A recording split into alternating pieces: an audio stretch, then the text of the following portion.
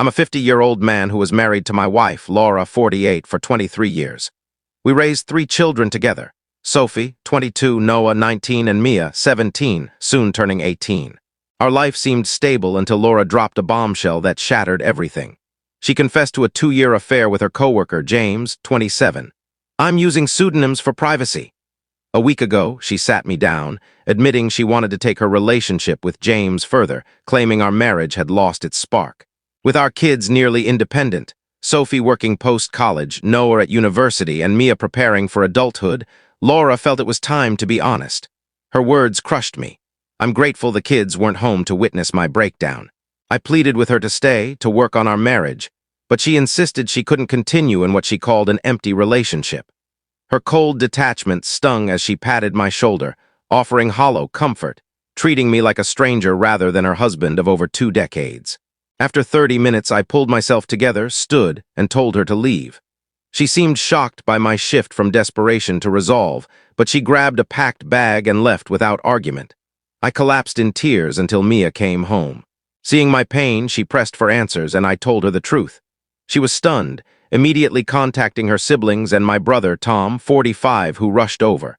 Tom's been staying with us since, a steady presence amid the chaos. Laura's departure hit harder than I expected, but Tom's support kept me afloat. A week later, Laura called, sobbing. She revealed James had rejected her when she proposed moving in together, saying he wasn't ready to settle down and wanted a partner who could start a family, something Laura at 48 couldn't offer. Now living in a hotel and cut off by our kids, she begged to return. I refused, her audacity fueling my anger. She destroyed our family and now, discarded by her lover, expected me to take her back.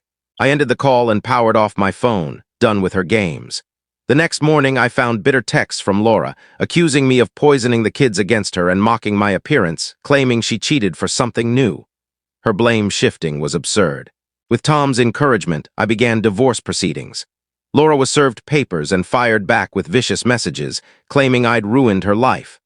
Then, Sophie shared that Laura had posted a public tirade online about James, exposing their affair. Coworkers commented, revealing James had been involved with others at their workplace.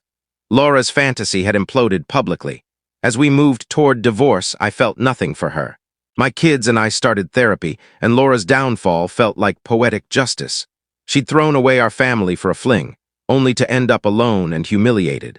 The divorce process the weeks after Laura's online outburst were intense. Her public admissions weakened her legal standing, and my lawyer confirmed alimony was unlikely. At the settlement meeting, Laura tried to play remorseful, offering forced smiles and casual chatter. I kept my distance, seeing her as a stranger. Her betrayal had erased the woman I once knew, and her act only strengthened my resolve to move forward. Life without Laura, with Tom's help, I adjusted to a new normal. The house felt quieter but also freer, like a weight had lifted. Mia checked on me daily, though I urged her to focus on her upcoming college plans. One evening, while sorting through old photos as my therapist suggested, I found snapshots of Laura and me from happier times. The memories hurt, but I felt a new sense of calm, acceptance, not despair. Meanwhile, Laura's life unraveled. After her workplace drama, she lost her job. Friends distanced themselves, unwilling to be tied to her scandal. Word spread she was staying with an old friend, but even that was strained.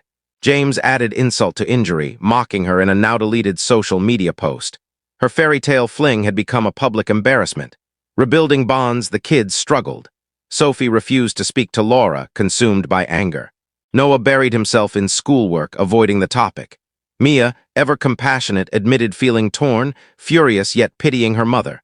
I encouraged them to process their emotions their way. Family therapy helped us navigate the void Laura left. We were determined to heal together. A fresh start months later, the divorce was finalized. Laura received a small settlement, far less than she'd hoped, as her infidelity and public confessions undermined her claims. I rediscovered old passions, gardening, carpentry, things I'd let slide during our marriage. Tom teased I was having a midlife glow-up, and maybe he was right. Then an unexpected message arrived, not from Laura but from an old friend, Ellen. We'd lost touch, but she'd heard about the divorce. "Coffee sometime?" she wrote.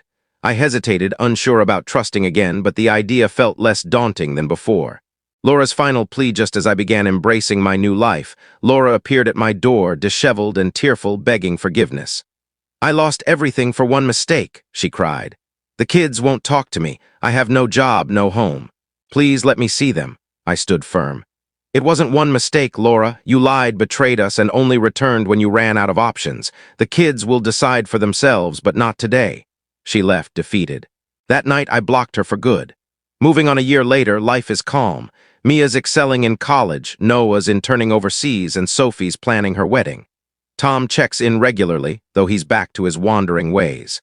Ellen and I have gone on a few dates. Nothing serious, but her laughter is a gift.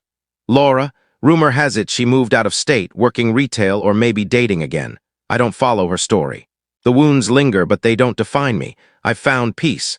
5 years later, time dulls even the deepest pain. What once felt raw is now a faded mark, a testament to resilience. The kids have carved their own paths. Sophie's married with twins, Noah's pursuing a graduate degree abroad, and Mia landed her dream job in graphic design. They've each reconnected with Laura in small ways, short calls, occasional meetups. Not the bond they once had, but something measured with clear boundaries. I never stood in their way. Healing is personal. Laura's efforts Laura tried to rebuild. She relocated, committed to therapy, and sent a letter last year, not begging but owning her mistakes. She apologized to me and the kids without excuses. I didn't reply, but I kept the letter. Some things are better let go quietly. My new chapter, Ellen and I didn't become a love story, but her friendship rekindled parts of me I'd forgotten. I rediscovered hiking, my awful piano skills, and the joy of cooking without judgment. 2 years ago, I retired early, sold the house, too many memories, and bought a lakeside cottage. Tom visits often, usually with beer and tall tales. The kids call it Dad's sanctuary. An unexpected moment last winter, Laura's mother passed. At the funeral, we stood together, strangers tied by the past. Afterward, she said, "Thank you for letting the kids come and for being kinder than I earned." I nodded, no anger left to spark a response. On the drive home, Mia asked if I'd ever forgive her mom. "Forgiveness is for me, not her," I said. "I'm close." This morning, I sat by the lake with coffee, watching the sunrise. The water was calm, the air sharp. My phone pinged, a text from Noah, a silly meme about old guys and fishing. I laughed out loud. Somewhere Laura's living her life. Somewhere my kids are soaring. And here I am at peace. This story isn't about betrayal anymore, it's about what comes next. If this story moved you, please share it, like it, and follow for more real-life tales and heartfelt journeys. Your support helps us share more stories like this. Thank you, and I'll see you in the next one.